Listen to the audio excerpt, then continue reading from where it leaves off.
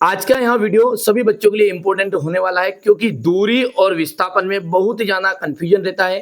अंतर तो इसका हर कोई बच्चा याद रख लेता है, लेकिन इसका जो बेसिक कॉन्सेप्ट है, दूरी वास्तव में क्या है, विस्थापन वास्तव में क्या है, ये कॉन्सेप्ट क्लियर नहीं कर पाते हैं। तो देख लीजिए, सबसे पहले तो मैं आपको वही चीजें बताऊंगा कि दूरी और विस्थापन वास्तव में है क्या।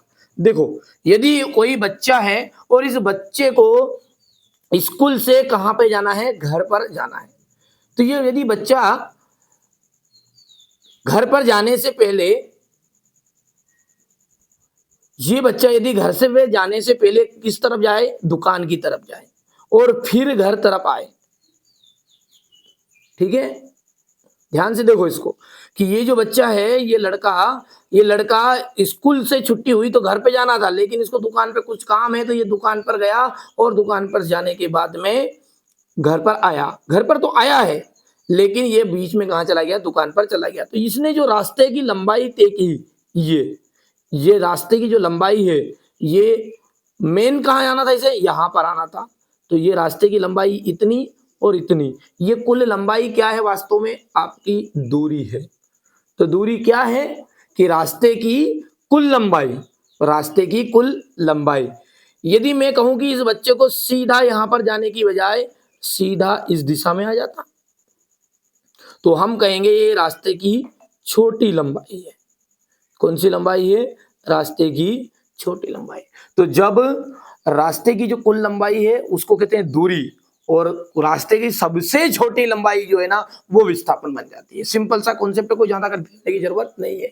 जो दूरी है, वो दूरी में क्या रहेगा, वो दूरी में दिशा नहीं होती है, केवल परिमाण होता है। उसको जाना है बस घर पर, तो वो चाहे इधर जाए कैसे जाए, तो वो बन जाएगी आपकी दूरी, ठीक है। लेकिन विस्थापन में क्या होगा, विस्थापन में भी जाना ही है, पर लेकिन कम से कम टाइम में और कम से कम दूरी तय करके चले जाए, तो वो बन जाएगा आपका विस्थापन। तो सिंपल सी बात है, रास्ते की कुल लंबाई आपकी दूरी कहलाती है और रास्ते की सबसे छोटी लंबाई को विस्थापन कहते हैं, ठीक है। यदि हम अंतर की बात करें इसके, तो यहां पर सबसे पहला जो बिंदु है वो यही आप लिख सकते हैं कि रास्ते की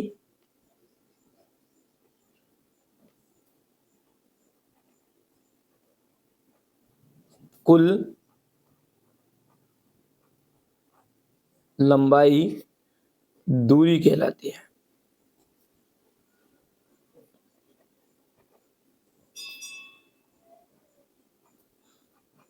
और यहां पर अपन बात करें विस्थापन की, तो रास्ते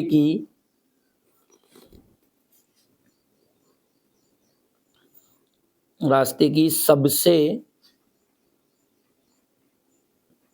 छोटी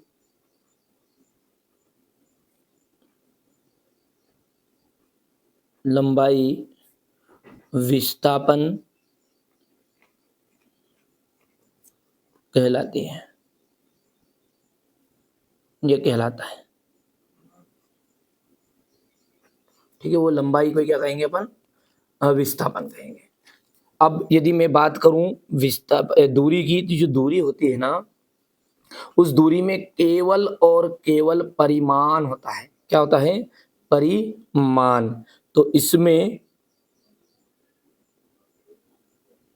केवल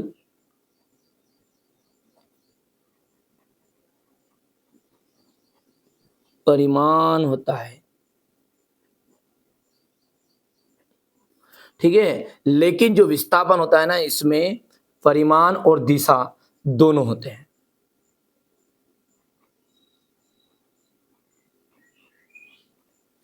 इसमें परिमाण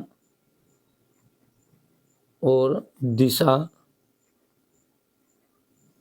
दोनों होते हैं,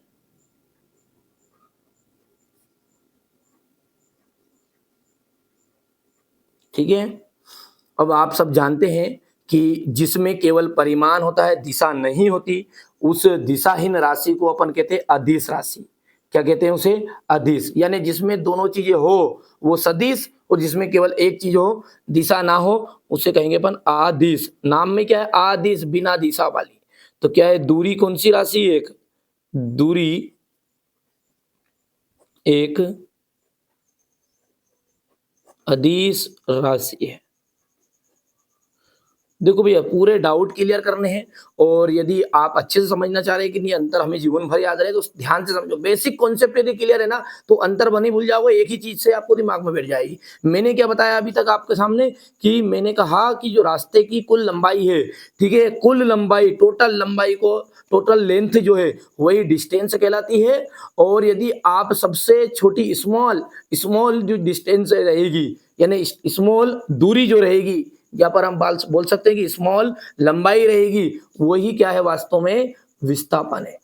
ठीक है, तो इसमें केवल परिमाण होता है। अब जिसमें परिमाण होगा दिशा नहीं होगी वो अदिश कहलाएगी। अब जब इसमें परिमाण और दिशा दोनों है विस्थापन में तो विस्थापन क्या कहलाएगी आपकी सदिश राशि कहलाएगी। तो विस्थापन एक सदिश राशि है।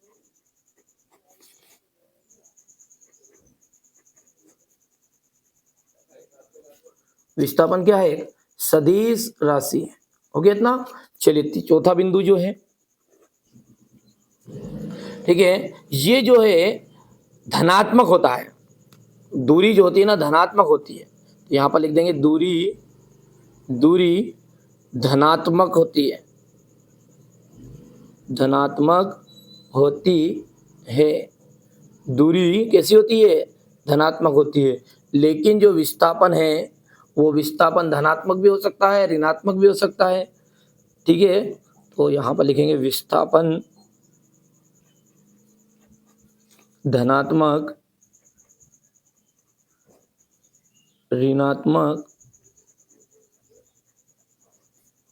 ठीक है, धनात्मक ऋणात्मक या शून्य भी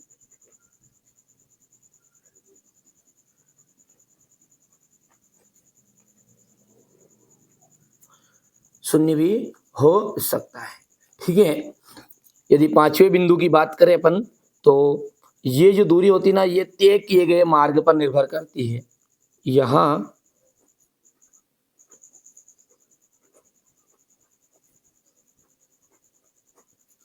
तय किए गए मार्ग यानी कि रास्ते मार्ग पर निर्भर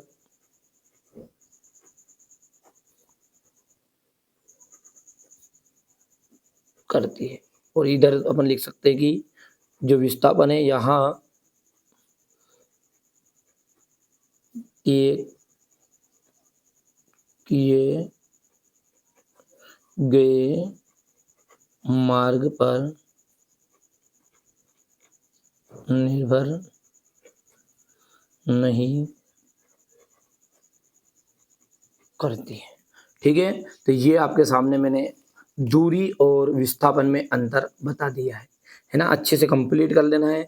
सिंपल से सिंपल कॉन्सेप्ट में समझाने का प्रयास किया और आशा भी करता हूं कि आपको ये चीजें समझ में भी आ गई होगी। आज के बाद में आप दूरी और विस्थापन में जो अंतर है उसको भी कभी नहीं भूलोगे और वास्तव में क्या है दूरी और विस्थापन क्या है वो भी आप अच्छे से समझ गए होंगे। चलिए तो मिलते हैं अगले वीडियो में।